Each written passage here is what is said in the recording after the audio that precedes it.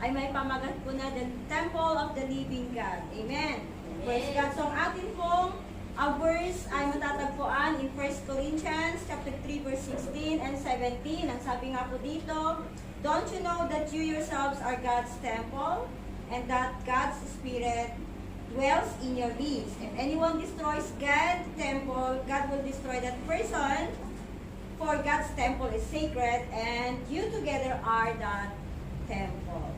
Purihin po ang Diyos. So, mga mananampalataya, habang tayo po ay nagpapatuloy sa ating paglalakbay bilang may pananalig sa Diyos, amen, at patuloy natin pinaglalaban ang ating pananampalataya sa Kanya, praise God, tayo po ay patuloy na mananahan sa presensya ng Diyos. Tatulad po ng sinabi niya, tayo po ay templo ng banal na Espiritu.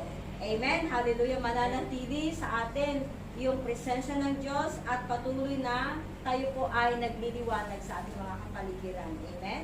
Praise God. So God is Spirit and the Spirit of God is in us. Amen po ba? Hallelujah. Yung mga kumilala at tumanggap sa ating Panginoong Jesus, amen, ay may Espiritu na. Amen. The Spirit of God. Amen. Hallelujah. So nalalaman po natin ang ating pagkatao through Christ Jesus. Dahil tayo po ay kumilala at tumanggap, tayo po ay nataguriang the daughter or the children of the Most High. Amen? Praise God. Jesus ay yung Espiritu na nasa ating pagkatao na. Jesus is alive in us and the Spirit of the Lord is working through us. Amen? Kaya nagagawa natin yung mga bagay na hindi natin magawa because of the living, it resides in us. The Holy Spirit is in us. Amen. Kayang-kaya na nating magawa ang mga bagay na nais ng Panginoon sa ating buhay. Amen. Now, titignan po natin, ano nga ba yung value natin bilang mananampalataya? Ano yung halaga natin bilang mananampalataya? Amen. So, ang value po natin ay hindi po base doon sa kung ano yung mga sinasabi ng iba. Diba? Amen. Pagamat marami tayo mga criticism, maraming mga nagsasabing sino ka, ano ka, diba? Nakikita nila dito sa appearance sometimes or malamang in our action. Kaya mahalaga po na binabantayan po natin ang ating action. Amen? Hindi rin sa kung ano ang iniisip mo sa sarili mo. Hindi yun yung value mo kay Lord. Na kung ano yung iniisip mo sa sarili mo. Amen? But it is rooted in who God is in your life. Kung sino ang nananahan sa'yo.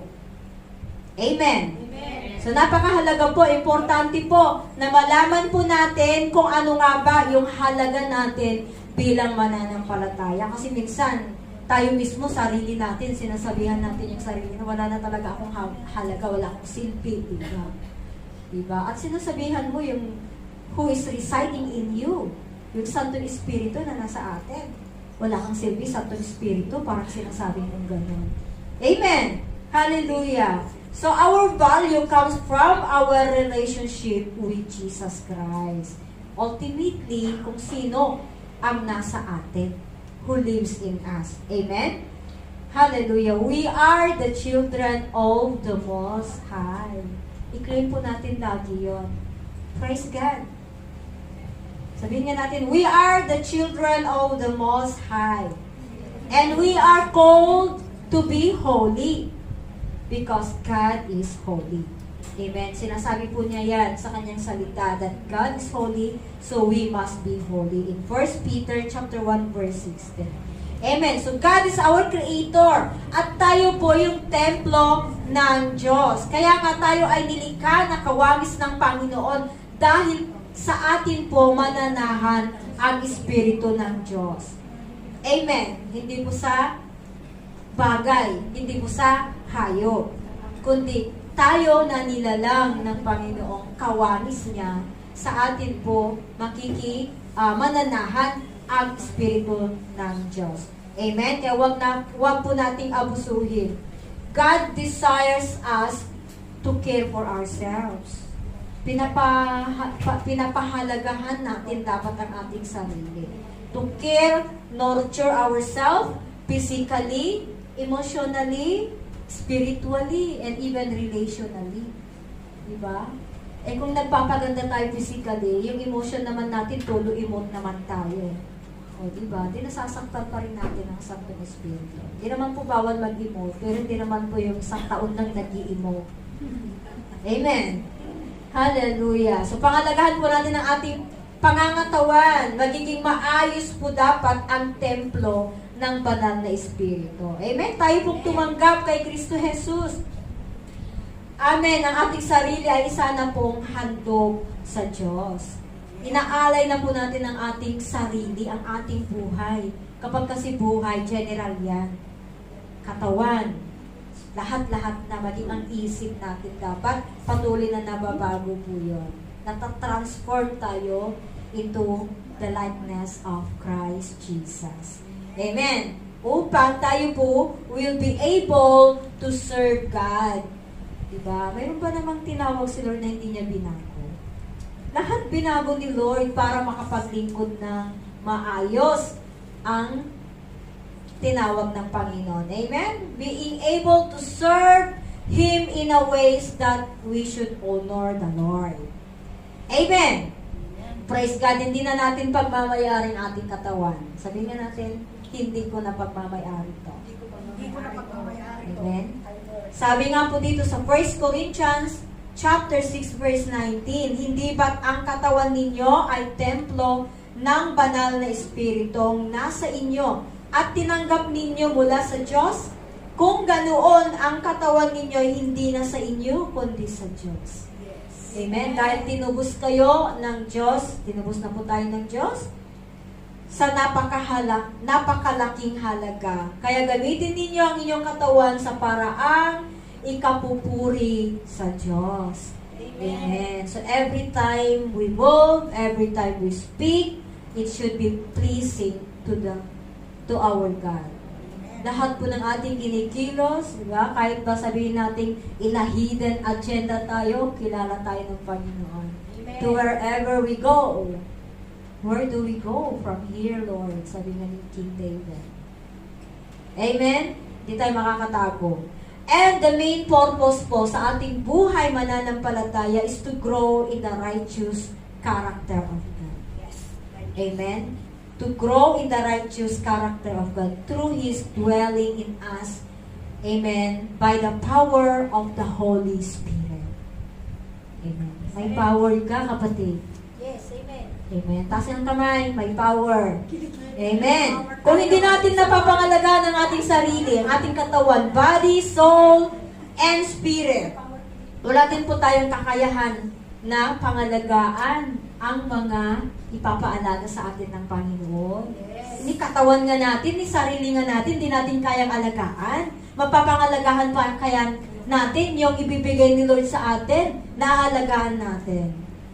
Amen? Remember, meron po tayong mission mag-alaga, maghayo. Pero paano tayo makakaalaga ng mga disipulo kung ang sarili natin, di natin kayang alagaan, lalo na pa doon sa inside natin. Amen. Ipinagkatiwala sa atin ang aalagaan natin. So, unang higit sa lahat, alagaan po natin yung espiritu na nasa atin. Dahil yun yung itatransfer natin, yun yung isi-share natin to others. Amen. So, paano ba natin pangalagaan ang ating sarili? Diba? Pag sinasabi, paano mo nga ba alagaan ang sarili mo? Diba? Yung mga iba, amen, dapat maganda siya lagi. Tama po ba? May iba-iba tayong style eh. Diba? Yung mga iba conscious sa health. Dapat ang lahat ng kinakain, healthy foods, diba? Yung may benefits sa katawan para maging malusog ang katawan. Amen? Beneficial sa health. Yung mga iba naman, dapat physically good looking, good appearance, diba? Yung pleasing sa tao, tignan, ang ganda sa ayos, good posture, yun lang yung paano natin alagaan. Siyempre, kasama na po natin yan, diba? O tignan nyo nga yung mga katabi nyo, di tumatanda. Diba? Bumabata. Diba? Amen? Yung mga iba naman, nagbi-beauty rest. Diba? Yung mga iba naman, walang rest. Napapagod na i-stress. Diba? Ayaw magpahinga.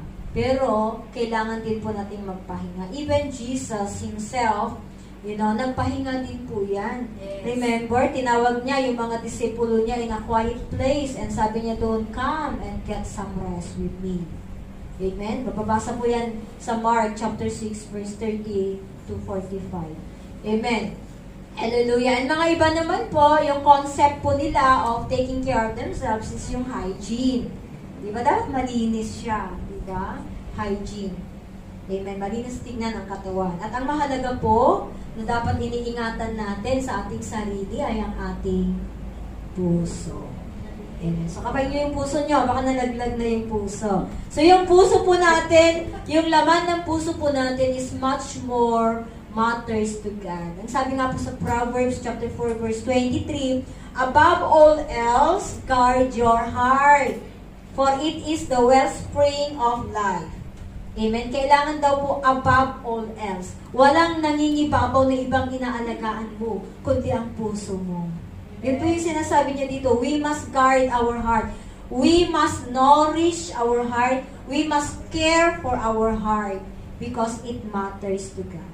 Amen. Amen. Yes. He believes it is so valuable. Ang buhay po natin should be guarded above everything else. Kaya minsan, meron tayong tawag dito, kapag inaalagaan natin yung sarili natin, kapag tayo po ay napapahamak na, di ba? Tumatanggi ka sa mga influensya ng alam mong masasamang barkada. Ganun natin pangalagaan. Physically, spiritually ang ating sarili. Kung alam mo yung kaibigan mo, umiinom, nagda-drugs, naninigarilyo, stay away. Because someday, you will be like them. Kapag hindi mo nabantayan. Amen? Lalo na kapag nadanggit ka, nako, hirap na nun. Amen. Hallelujah. So, nasaan nga ba ang ating puso? Ang ating puso nasa loob ng katawan. Tama mo ba? Amen. At hindi mo makikita yung literal na puso, kundi nakikita mo yung sa ayos. The way in our action, in our, the way we speak, kung ano yung nilalabas ng ating bunganga, yun yung laman ng ating puso. Kapag puros galit ang nilalabas ng ating bunganga, punong-puno po ng galit ang ating puso. Kailangan ng general cleaning. Kapag ganun. Amen. Praise God. Hallelujah. So, ang Santong Espiritu ang nagbigay sa atin ng kapangyarihan to resist temptation. Hindi man naman natin kayang gawin, mag-resist ng temptation dito. Sa dami-dami po ng nangyayari sa mundo natin, kabi-kabilaan. We are surrounded with such danger and temptation in this world. Pero because of the one who resides in us, the Spirit, the Holy Spirit is the one who will give us the power to resist the temptation. Yes. Amen. Hallelujah. And will strengthen us. Siya din na magbibigay sa atin ng kakaibang kalakasan para matanggihan po natin o mapaglabanan po natin ang mga nangyayaring di magaganda sa ating buhay. Kaya o hindi kaya? Kaya. Lalo na kapag anak tayo ng Panginoon. Amen? Hindi ko kaya kasi mas malakas si Fred. Mas malakas ka kung hindi pa kumilala si Fred. Ikaw magpapakilala sa kung sino ka. Diba? Sabi ng Panginoon, greater is He that is in me than he that is in this world. Amen! Amen. Praise God. Kaya ganun na lamang kahalaga na pag-ingatan po natin ang ating sarili bilang mananampalataya, bilang tumanggap po kay Kristo Jesus. Amen? Nandito po lahat ang mga tumanggap kay Kristo. Amen po ba? Amen. Tayo na sumusunod sa ating Panginoong Hesus Kristo, our temple of the Holy Spirit. Tayo na nakipagkaisa sa ating Panginoong Hesus na pinili ng Diyos are the sanctuary of the Holy Spirit. Sanctuary po tayo. Amen. Kaya huwag natin sirain ang ating katawan, mga kapatid. Amen. Mga iba dyan, punong-puno ng tattoo. Tattoo everywhere. Amen. Baka doon pa sa kalaliman, may tattoo na. Amen. Hallelujah. Praise God. So, Jesus Christ is a spirit as well. At kapag tayo po'y naniwala sa ating Panginoon, siya po yung Savior natin, the Spirit of Christ, na siyang pong bumuhay sa Kanya from the dead, ayun yung Espiritu na nananahan sa atin. Amen? And when we worship God, we display the presence of the Holy Spirit. We display the presence and power of the Holy Spirit that is in us. Amen. Praise God. So, ang ating katawan, mga kapatid, a place of worship. Okay? It is a place of worship. Amen. Gamitin natin ito ng hindi sa pangsariling bagay, kundi para sa ikalwalhati ng ating Panginoon. Amen. Gamitin natin ang ating sarili to honor God. At huwag na po natin abusuhin. Amen po ba? Bantayan po natin ang ating katawan, ang ating kinikilos, ang ating sinasalita. Diba? Because sometimes we murder in speech. Diba? Kapag nagsalita ka, ay, basta yun lang yung gusto kong sabihin. Even as, hindi lang yung tao na binatuhan mo ng ganung salita, even you destroy your own selves. Because that's not actually come from the Lord. Yung mga salitang hindi magaganda, hindi na po galing doon sa nasa iyo o nasa atin. Amen. Hallelujah. Sino dito ang nabago na? Amen. Nabago na rin ba ang pananalita natin? Amen. Chorus praise the Lord na. Amen po ba? Lahat po tayo patuloy na nababago from glory to glory to glory. From holy to the holies. Amen? We are renewed in the knowledge of God according to the image of God. Yes. Nabago na po tayo, na-renewed na po tayo. Ang anyo na po natin, hindi na anyo ng devil, anyo na ng Panginoon, from light, from darkness to light. Yes. Amen. Nabago na ang buo nating pagkatao. Period. Amen. Kaya dapat panindigan na po natin yon. Amen. Kung ano na yung bulong ng kaaway na ikakasira doon sa kung ano yung nasa katawan natin, because sabi nga dito sa ating verse, ourselves, ang ating katawan is the temple of the Holy Spirit, resist. Resist. Cast out it. Amen? Amen. Praise God. Hallelujah. Kaya katawan na yan ay hindi na pagmamayari. Sino may-ari? Ang Panginoon Heso Kristo. Sabi nga po yan sa text po natin. Ganun, kung ganoon ang katawan ninyo, hindi na inyo, kundi sa Diyos. Sabi nga dito. Bakit daw? Dahil tinubos po tayo ng napakalaking halaga. At hanggang ngayon, di ba? Jesus Christ saved us once and for all. Hindi na po natin pwedeng patayin ulit si Kristo dahil siya na yun ay nabuhay. Namatay siya noon, nabuhay ngayon kasama natin. Amen. So in the book of Colossians chapter 3 verse 8, nakasaad dito po, yung dapat po nating itakwil. Okay, so nag-aaral tayo, di ba? Lesson learned. Amen. Kailangan po natin ito para ma-purify po tayo. Without purification kasi, how can we show the light na natanggap po natin? How can we be the light of this world? Amen. Kapag hindi po natin natututunang maging banal. Ang sinasabi ng Panginoon, dapat mamuhay tayo ng may kabanalan. Amen. Ang sabi dito, nakasaad po dito, itaboy na daw natin yung mga nakakasira sa ating pagkatao o ang ating katawan na siyang templo ng Banal na Espiritu. Sabi, itakwil ang lahat ng galit, puot, sama ng loob, paninira sa kapwa, at mga mahalay mahalay na pananalita. Amen. So, these are all come from the words. Amen. Sino ba may galit? Wala na? Wala. Okay. Matindi mo may puot. Amen. And same thing po ang sinasabi dito sa Galatians chapter 5 verse 19 and 25. Amen. Ang mga taong sumusunod sa ninanasan ng laman, okay, ang laman natin ay nasa katawan. Tama po ba? Ang espiritu natin ay nasa katawan. Amen. Amen. So, ang laman natin at ang espiritong nasa atin ay magkalaban. So, ibig sabihin, kalaban mo ang sarili mo. Yes. May enemy ka. There is war. There is war inside. Because ang isang katawan natin ay nandito ang laman at nandito ang Santo Espiritu. Yes. The Spirit na tinanggap po natin. Kaya nga pinapangaralan po tayo mga kapatid na sinasabi dito na ang mga sumusunod sa pagnanasa o ninanasa ng laman ay makikilala daw po saan? Sa gawa. Amen. So ano po yung mga sinabi dito sa ating verse na kailangan nating itakwil? Sexual na immoralidad, kalaswaan, kahalayan, pagsamba sa Diyos-Diyosan, pangkukulang, o may mangkukulang pa ba? Pagkapuot, pag-aaway-away, pagkasakim, pagkagalit, pagkakawatak-watak, pagkakahati-hati o pagkakabahagi, pagkainggit, o may naiinggit pa ba? Mayroon. Paglalasing, pagkahilig sa kalayawan, at iba pang mga kasamaan. Amen. O malasing na lang tayo sa Espiritu, kaysa malasing tayo sa nasa botilya o nasa bottle. Amen. At dahil nasa atin ang Espiritu ng Diyos na muling bumuhay kay Kristo, amen, hindi na po tayo nabubuhay sa laman, kundi sa Espiritu. Amen.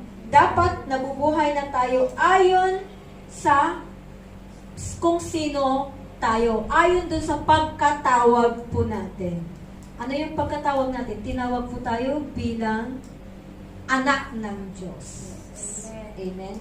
Tayo ay natawag na, pinili na ng Panginoon, sanctified na i-separate na po tayo out of this world. Amen. Amen. Amen. Praise God. Mamuhay tayo sa patnubay ng Santo Espiritu. Itinuring na tayong matuwid ng Diyos. Hello mga matuwid. Amen. Dapat kung matuwid, tuwid ang daan na ating nilalakaran. Huwag paliko-liko. Amen? Dahil itinuring na po tayong tuwid ang ating Panginoon.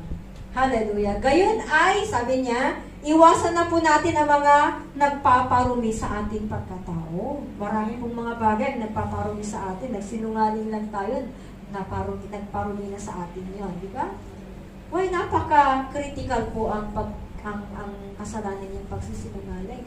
Because once we lie, ibig sabihin ang ating Father is a father of lies.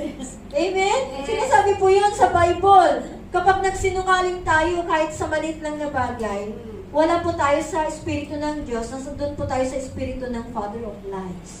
Yes. Amen. So, ayaw po natin yun. Amen. Amen? So, iwasan na po natin yung nagpaparumi sa ating pagkatao. Kung totoo nga nasa atin ang Espiritu ng Diyos, amen, makakaiwas po tayo sa hindi nararapat para sa ating sarili. Makakaiwas po tayo na hindi po natin malugod ang Panginoon. Di ba? Ang aim natin is sana malugod natin siya. In every action natin, in every kilos natin, nakakalugod dapat sa ating Panginoon. Amen. Even doon sa di ba?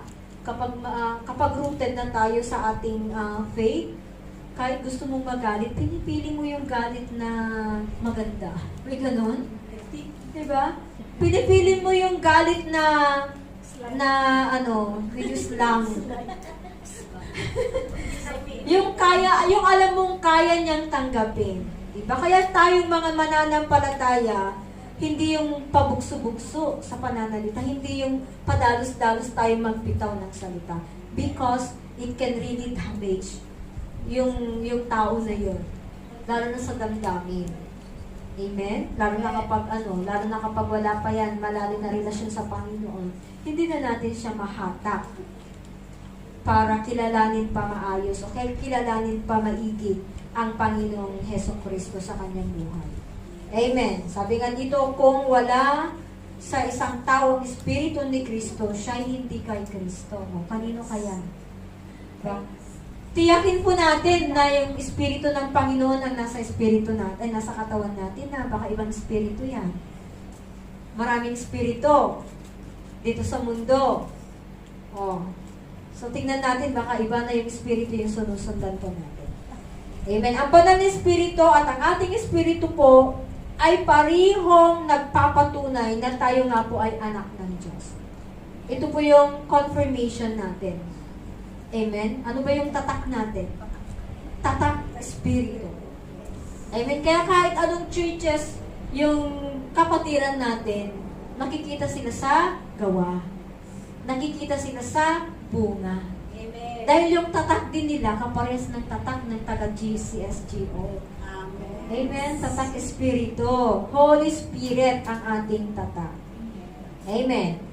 Hallelujah. So sabi nga po sa Romans chapter 8 verse 6, ang pagsunod sa hilig ng laman ay naghahatid sa kamatayan. Ngunit ang pagsunod sa Espiritu ay nagdudulot ng buhay at kapayapaan. Praise God. Gusto natin lahat may kapayapaan, di ba?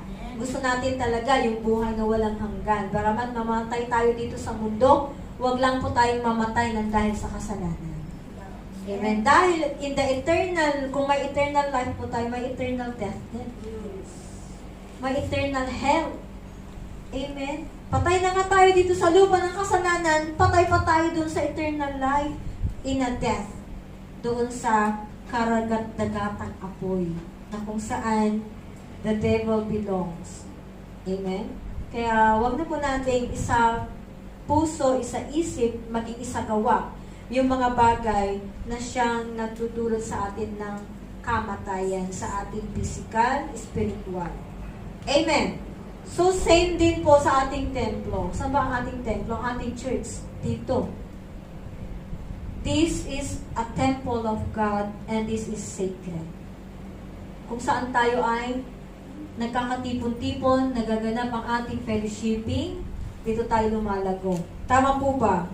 Amen. Hallelujah. Sagrado po ang ating church. So, every Sunday, kung templo ka ng Diyos, dapat nasa templo ka ng Diyos. Amen. Amen. Amen. Dinadala mo yung templo mo sa templo ng Diyos. Amen. At lumalago po tayo sabay-sabay. Amen. Dahil in gatherings like this, di ba nakaka-encourage po?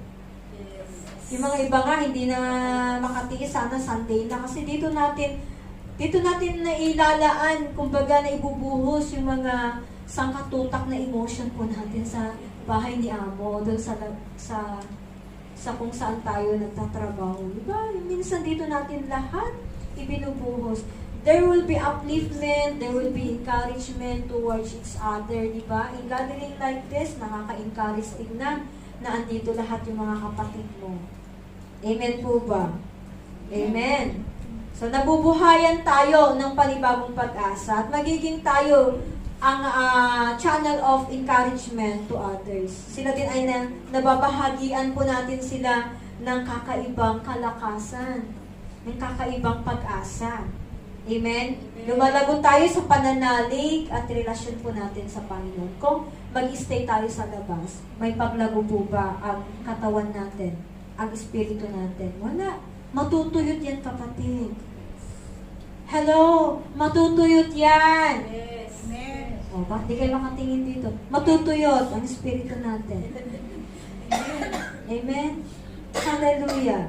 Praise God. Kasi ang gusto ng Panginoon yan, kaya nanonorish tayo, nanonorish yung espiritu po natin. Amen. Ang sabi nga po, ni Paul, ni Saint Paul, naglista po siya ng behavior that can be destructive within the church. Okay, so wala naman siguro dito yun. Amen. Kasi mga nandito mababait. Praise God. Ang sabi po dito, kasama na po dito yung nilista ni Paul in the book of Ephesians chapter 4 verse 31. Sabi niya dito, including bitterness and anger. Okay, bitterness. Diba kasi yung anger, kasi minsan yung anger, na ilalabas mo talaga yung galit mo, di ba? Kahit man pa simpleng padabog o kaya pabalibag ng pintuan. Pero yung bitterness, nagdaramdam ka dun sa loob. Diba? May bitter ka. So, hindi ka makapaghayo. Kasi may bitter, lahat ng nakikita mong mukha, galit ka sa kanila. Diba? Kahit niningitian ka na nga lang, ikunot pa yung mukha natin. At sabi nga dito ng Panginoon, alisin na ninyo ang lahat ng sama ng loob. Puot, galit, at huwag kayong mambubulyaw. Hello. Huwag daw tayo manlalait at mananakit ng damdamin sa kapwa. Baka naman yung umalis dito, nasaktan. Hindi naman. Amen. Praise God. Okay, sa halip, sabi nga dito, mabait kayo at maawain, magpatawad kayo sa isa't isa tulad ng pagpapatawad sa inyo ng Diyos. Amen. Dahil kay Kristo Jesus. Amen. So, palakpakan nga po natin ang Santong Espiritu na nananahan sa atin. Amen. Siya yung nagpapabait sa atin. Amen. Kaya panatilihin po natin yung relationship po natin sa isa't isa dito sa church. Baging sa pamilya natin, kailangan manatili ang magandang relasyon sa pamilya. Kailangan manatiling magandang relasyon sa kaibigan. And how much more pa in this church, kailangan pong mapanatili yung magandang pakikitungo ng bawat isa.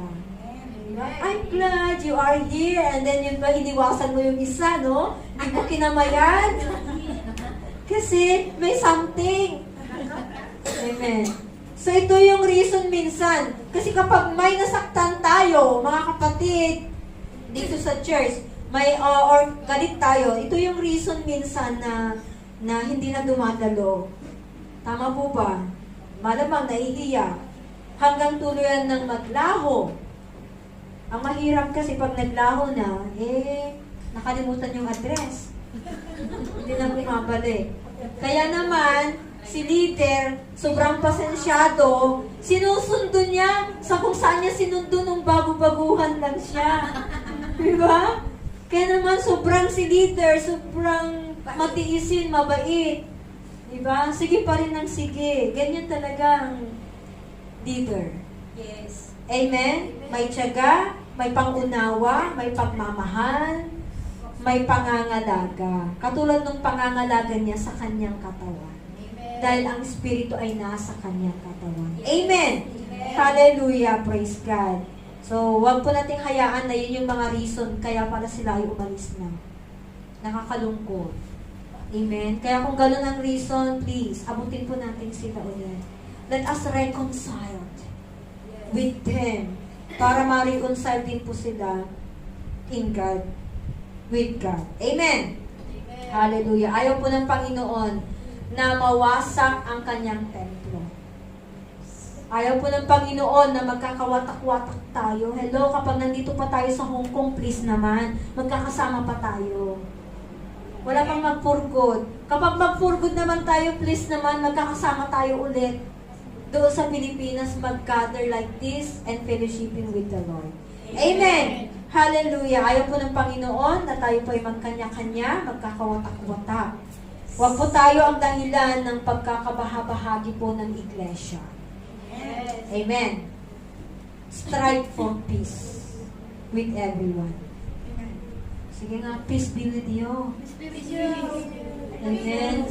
Sabi nga ng Panginoon sa Hebreo chapter 12 verse 14, sikapin ninyong makasundo ang lahat at magpakabanal sapagkat hindi ninyo makikita ang Panginoon kung hindi kayo mamumuhay ng may kabanalan. Hindi daw natin makikita ang Panginoon kapag hindi po tayo mamumuhay ng may kabanatan. Amen? Praise God. Hallelujah. And sabi nga po sa verse natin kanina, in verse 17, sabi niya doon, if anyone destroys God's temple, God will destroy that person. Amen? For God's temple is sacred. Sisirain din po tayo ng Panginoon. Kasi hindi na po karapat dapat na masaniban tayo dun sa Espiritu ng Panginoon Diyos. Amen? Praise God. Marami pong mababait dyan. Marami pong mabubuting tao na minsan hindi natin pinapansin. Amen. Pero anyway, kahit yung mga masasamang tao, yun yung mas pinagtutulan pa talaga natin ng pansin. Kasi yun yung gusto nating mahatak sila in the presence of God at kumilala din sa Panginoon. Amen. So magkaisa po tayo sa gawain ng Panginoon. Magkaisa po tayo dito sa ating church sa mga gawain ng ating Panginoon. Sa pagtakbo ng ating layunin. Diba? Walang pagkakanya-kanya. Kapag sinabing hayo, hayo tayong lahat. Amen? Yung nahayuan ko, nahayuan mo na pala. Malay mo, ikaw yung nakahayo. Amen? Kahit paulit-ulit. So magkaisa po tayo. Yun po yung gusto ng Panginoon. Dahil alam po natin na lalawak at lalawak po tayo kapag mayroon po tayong pagkakaisa. Yes. If there is unity, there is blessings. Amen? Praise God. Dadaloy po sa atin yung blessings, lalawak po sa atin. Hindi lang lalawak sa kaalaman, lalawak pa ang ating church. At ang ating church magagamit sa kung saang area ng mundo ito, o area ng Hong Kong na lang. Amen? Yung mga malalayo, mayroon ng kanya-kanyang church doon. Praise God. Na-imagine nyo ba yun? Na sobrang lawak natin. Amen? At lahat ng templo ng Diyos ay nasa templo ng Diyos. Amen. Nasa church ng Panginoon. Amen. Iwasan na po natin yung mga word na wala akong pakialam. Dapat may pakialam tayo. Amen. Wala akong pakialam kung masaktan ka. Yun kasi minsan di ba pride yun? Hello, pride. And the most dangerous attitudes is pride. Being prideful. Amen. So mananagot po tayo niyan. Let us encourage one another po. Kahit yung tapik lang, di ba? Kahit hindi nagsalita, tapos tinapik ka lang na, huwag namang masakit na tapik kasi baka may galit mo yun. Yung tinapik ka lang, di ba? May nalulubag yung loob mo. Amen? Parang kahit di siya nagsalita, kasi tinapik ka lang, wow. Praise God. Di ba? It touch your heart. It touch your spirit. Amen? At nabubuhayan yung mga nangihina sa pananampalataya. Yung mga nananamlay. Diba? Nananamlay na paisa-isa na lang yung hakbang papunta dito. Kapag natapik yan, kapatid, sigurado yan, patakbong paloob dito sa church. Amen. Praise God. So, patuloy po nating pasiglahin at patatagin ang ating mga kapatiran na nananamlay na. Dumadating tayo sa punto talaga na nandun na. Amen. At hindi natin maiiwasan na even ourselves, nandun na tayo. We need encouragement din. At kung wala ka nang maantay na mag-encourage sa'yo, kapatid, encourage mo na yung sarili mo. Dahil the best encourager po is yung self mo. Amen? Praise God. Remember who resides in you? The Holy Spirit. So you can encourage yourself. At pasiglain muli ang ating sarili. Amen? Kapag nasaktan kasi ang katabi mo, lingon mo yung katabi mo. O kapag nasaktan ang katabi mo, magtatampo yan, syempre. Pero syempre, yung katabi mo, I'm very sure na puspos yan ng Santong Espiritu. Amen. Kaya wala sa kanya yung sinasabing takbo. Amen. Syempre, kapag nagtampo nga talaga, yun na yung dahilan para umalis siya. Yun yung dahilan na hindi na magpakita. Amen. At si leader ulit, hinahabaan yung pasensya. Amen. Hello, leaders. Amen. Praise God. Kaya lang kasi, hindi natin talaga maiwasan yung may mga sa ganitong samahan, may mga tampuhan talaga. Even kahit na sa kaibigan, kahit sa pamilya, hindi talaga natin naiiwasan yan. But remember, strive for peace. Dahil tayo na po yung mangunguna. Tayo na po yung magkaroon ng way para magkaroon din tayo ng kapayapaan. Buti kausapin na natin siya. Amen? Praise God. Hallelujah. Pangunawa ibigay natin sa kanila. Ganon din naman sana sa atin. Ibigay nila yung pangunawa nila sa atin. Kaya stretchable tayo. Amen. Be compassionate, sabi nga ng Panginoon. Amen. Dahil kapag tuluyan na pong nagtampo si katabi, hindi mo na si katabi. Kapag nagtampo na yan, tuluyan, ako. Amen. Aalis na siya, syempre. Wala namang aalis ha. Joke lang yon. Amen. Hallelujah. So, wala po dito yun. Dahil alam naman natin, kahit lumayo, kahit nakakabalik pa rin siya. Praise God. Purihin po ang Diyos for the days of the Lord. Amen. We are all welcome din naman. Amen. Iba yung kagalakan na nararamdaman natin. Kapag nakita mo na siya ulit, wow. Praise the Lord. Amen. So, kailangan natin na i-follow up sila. Yun lang ang key. Kailangan natin silang kulitin. Kung paano natin sila kinulit nung una-una pa natin siya ini-invite. Mas lalo natin kukulitin, babalik ulit. Sayang naman yung nasimulan mo, di ba? Yun yung mga word natin. Sayang naman, ipatuloy mo, ipagpatuloy mo. Yun yan. Kaya sila po ay bumabalik dahil nga po sa mga masigasig natin, mga kapatiran, tayo na nakakapag-encourage muli sa kanila. Amen? Mga iba naman dyan, kaya hindi bumabalik na dahil wala pa daw bang bayad. Mga iba naman dyan, wala dito. Amen. Kasi, Simple things lang yun. Meron o wala? Come! Ang Panginoon ang sadya po natin, it is all about God. Yes. Amen? Wala po sa kanila, sa katabi mo. They are your friends. They can help you. But ang hangarin po natin kung bakit tayo nagtutungo, bakit po tayo umaattend ng ating church service is because of God. Gusto nating lumago more.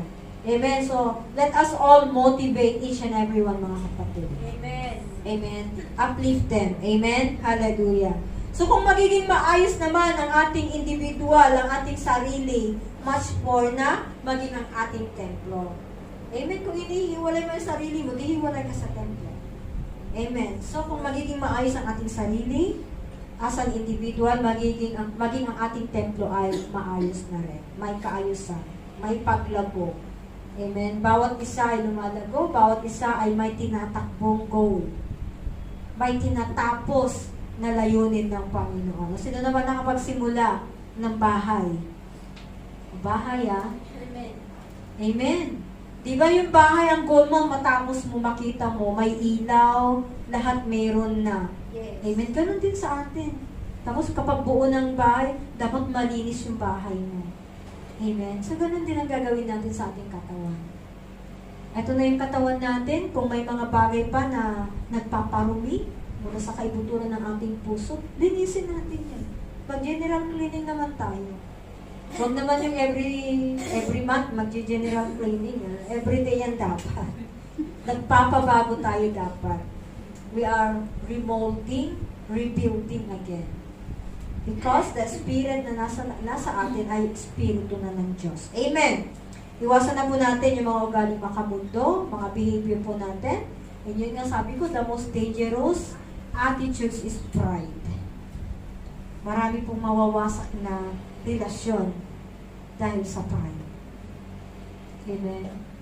Sa pamilya, dahil sa pride. Tinakulang anak, tinakulang ina, dahil sa pride. Amen? Maging sa kaibigan. Kaibigan mo lang pinanganak, kaibigan hanggang ngayon. Nagkasira-sira dahil lang sa utang. Huwag natin hayaan ganun. I-treasure po natin kung paano tayo tinitreasure ng Panginoon. Ganun natin i-treasure ang ibinigay ng Panginoon sa atin. Friends at all times. Amen? At ang ating modelo ng being kaibigan ay ang ating Panginoong Jesucristo. Praise God. Hallelujah. So, maging ang ating samahan, bilang mananampalataya sa church na to, we are one. We are as one. Amen? Praise God. Palakpakan na po natin ang Panginoon. Para medyo So, ano yung dapat nating gawin? Sabi nga dito, okay kanina, nabanggit ko yung mga bagay na nagpaparumi sa ating katawan, nagwawasak sa isang samahan, sa isang templo. Amen. So, ano daw yung mga dapat natin gawin? Sabi po sa 2 Corinthians chapter 7, verse 1, dahil sa mga pinangako ng Diyos sa atin, linisin natin ang ating sarili sa anumang bagay na nagpaparumi sa ating katawan at espiritu at sikapin nating mamuhay ng may banal at may takot sa Diyos. Amen? So, dapat natatakot tayo kay Lord. Sa Kanya lang tayo matakot. Amen? Kung may mga nakakatakot-takot dyan, kaya natin labanan yun. Sabi nga ng Panginoon, be strong and courageous. Diba? Takot akong humayo. Aba, kaya natin yun. Amen. For the Lord is in us. Amen. He will strengthen us. And the Lord's faithfulness will draw us closer sa Kanya upang magawa po natin yung nais ng Panginoon sa buhay po natin. Ang ating katawan, our bodies are spiritual temples of the living God. Okay, sabi mo nga, mula ulo hanggang talampakan. Is a spiritual temple of the living God. Amen. Amen. Itakwil po natin yung mga bagay na hindi na po kaaya-aya. Yung mga bagahe na nakabitin dyan sa kabi-kabila. Imaginin mo yung tao na sinusundan mo, ang dami niyang bit-bit. 2 kamay, kung pwede nga lang isabit pa sa paa, may sa ulo pa. Magandang tignan o hindi? Hindi, di ba? Di magandang tignan. Yun yung napakadaming abubot. Loaded masyado. Kaya sabi ng Panginoon, itakwil na daw po natin, magbawas tayo. maglinis tayo. Amen? Lalo na sa mga kasamaan na minsan patuloy pa rin nating nagagawa. Sabi nga po sa Kawikaan, chapter 15, verse 9, kinamumuhian ng Panginoon ng taong ang gawain ay masama. Yes. Amen. Praise God. Ngunit ang taong nagsusumikap na gumawa ng matuwid ay minamahal niya. Amen. At bilang pagdakila sa Diyos, tayo po ay sumusunod sa lahat ng nais ng Panginoon. Amen. Sabi ng Panginoon, every Sabbath day, anak, nandun ka. Yes, Lord. Yes, Lord. Yun ang awit natin kanina. Yes, yes, Lord. Every time, anak, magbigay ka. Yes, Lord. Yes, Lord. Amen. Ibigay mo yung ikapu mo, anak. Yes, Lord. Yes, Lord. Hello? Ibigay mo yung ikapu mo, anak. Yes, Lord. Yes, Lord. Hello? Amen. Amen. Offer nga eh. Offer yourself as a living sacrifice. Even your bulsa, kapatid. Offer your bulsa. Kasi siya din lang, ang Panginoon din lang ang magbibigay. He is the ultimate source natin. And He can do, He is able to do exceedingly above all things that you cannot imagine. He is a supernatural God. And He can provide the supernatural provision. Amen? Believe it? By faith. Yes. Amen. Amen. Hallelujah. Praise God.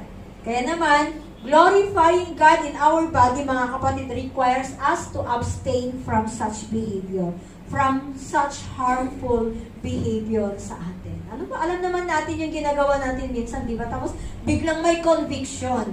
Ay, dapat hindi ko nasabi. Ay, dapat hindi ko nagawa yan. Why? There is conviction because the Holy Spirit is in us. Kung walang conviction, manginig ka na, kapatid. Amen? Kapag walang conviction ako, mauulit at mauulit pa yun. Pero kapag kinonvict tayo, di ba, hindi na natin halos din na magawa. Amen. Praise God. So, iwasan na po natin yung ikakapahamak ng ating pagkatao. Amen. Praise God. Minsan yung pag-iingat natin, mahalaga yun. Kaya minsan nadudulas tayo, di ba? Kasi hindi tayo nag-ingat. Kaya minsan nahuhulog tayo, hindi tayo nag-iingat. Kaya mahalaga din ang concept ng ating sarili, mag-ingat. Maging sa pag-uugali, mag-ingat po tayo. Amen. Lahat ng decision po natin, pag-ingatan po natin. Amen. Amen.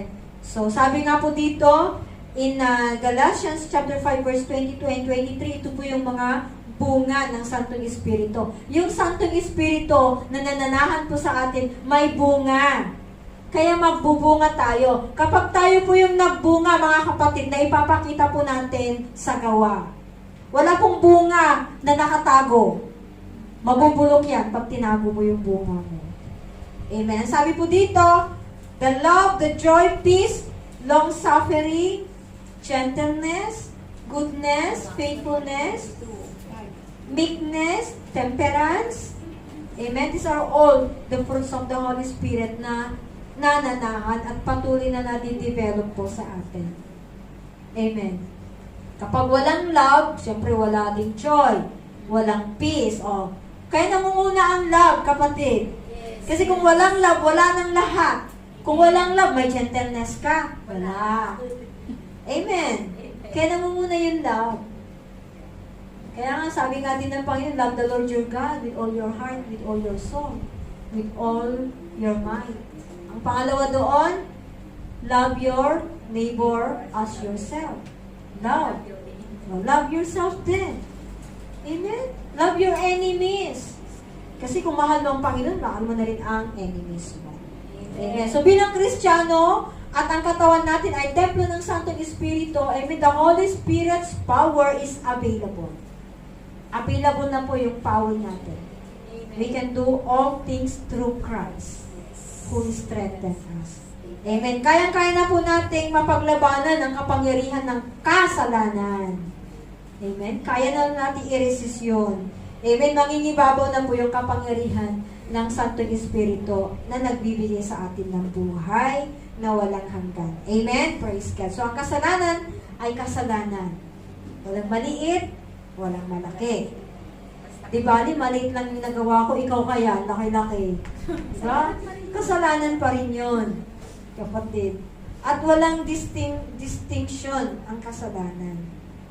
Amen? Kung ano yung sinasabi sa santong banal na salita ng Panginoon, yun ay kasalanan. So, huwag tayong gumawa ng reasoning. Diba? Mahilig kasi ang sarili natin minsan mag-reason eh. Di bali, babawi na lang ako. Ay, nagawa mo na. Pagbawi mo, baka mamaya binawian na talaga tayo. Wala na, di ba? Hindi na tayo nakahingi ng tawad kay Lord. Amen. Sabi ng Panginoon, count yourself dead to sin. Praise God. Dahil mamuhay na po tayo sa kaliwanagan. Okay? Count yourself dead to sin. Amen. So, i-develop po natin yung good habits, good holy habits, like habits of prayer, of praying. Dapat mayroon tayong habits. Ang katawan na ito may habits. Habit of prayer, habits of reading the Bible, habits of attending churches, habit of training, diba? May mga tao dito na hindi na mapapalampas kapag may training. Habit din yon. Amen. So napakagandang magkaroon po tayo ng setup sa ating sarili. Amen. Yung paninindigan mo talagang ikaw ay mananampalataya till the end. Amen. Amen. Kapag tinawag ka na sumali sa training, be there. Amen. Amen. Minsan nga, tinawag ka sa kagustuhan mong ayaw mong pumunta, nagsinungaling ka, hindi ako lumabas, sis. Maya-maya, may photo shooting, naka-live pa. Oh, di ba? Sinungaling kayo. Diba? Nadagdagan tuloy yung karumihan na sa ating sarili. Amen? So, sabi dito, count yourself dead to sin. I-develop po natin yung mga habits that can grow us spiritually. Prayer. Amen? Bible reading. Okay, church service. Ano ba yung bagay? Anong bagay na kinalulugod ng Panginoon sa buhay po natin? Yun yung mga gawin natin. Yung mga bagay na kalooban ng Panginoon. Yun yung mga gawin natin. Amen? Dahil sabi nga, ang aim din ng Panginoon is to be Christ-likeness. Makita sa Kanya. Makita sa atin, yung likeness ni Jesus Christ sa buhay po natin. Amen? And i-pursue po natin yung desire ng Panginoon na tayo ay maging holy. Amen. I am holy, sabi ng Panginoon, and you should be holy. God desires to pursue holiness in our life, mga kapatid. Amen. Amen. At all cost. Sa lahat. Sa lahat ng anggulo ng buhay natin, nakikita yun. Praise God. So we need to actively pursue at actively na pinapagana yung Espiritu. Minamaster, dinidevelop yung Espiritu nasa atin. True in the Word of God. Kung hindi naman tayo nagbabasa, paano natin alam yun? Isagawa. Diba? By reading, diba sinasagawa po natin. Amen? So upang mapanatili po yung purity at holiness po natin bilang Kristiyano, ang sabi po dito, dun sa pangaral din ni St. Paul in Philippians chapter 4 verse 8 and 9, sabi niya dito, mga kapatid, lagi ninyong isa-isip ang mga bagay na mabubuti, kapuri-puri, mga bagay na totoo, marangal, matuwid, malinis, maganda, at kanais-nais. Isa-isip daw. Lagi nating isa-isip. Yun ang sinasabi dito. Amen. Huwag kaligtaan sa isang araw na hindi sa isip ito. Kasi kapag nakaligtaan natin hindi sa isip to, tiyung! Diba? Andyan yung temptation. Biglang, andyan na, nagawa ko na. Dapat hindi. Kaya nga pinaparangalan tayo dito. Lagi daw natin isa-isip ito. Amen. So, sabi nga din po dito, in 1 Thessalonians, magtatapos na po tayo, chapter 4, verse 7, tayo'y tinawag ng Diyos upang mamuhay sa kabanalan. Ang Diyos ang nagkaloob sa atin ng Kanyang Espiritu. Wala na pong ibang nagbigay sa atin ng Espiritu. Amen. Kundi ang ating Panginoong Hesukristo. Amen. Ipasamuhay po natin lahat ng ating mga natutunan mula sa ating pagbabasa, mula sa ating pag-a-attend ng mga churches o church natin. mula sa mga training natin, ipasamuhay po natin sa mga natutunan natin doon. Amen? At manatili tayong puspos ng banal na Espiritu. Ang kailangan po natin is to live in a full surrender in the will of God. Amen.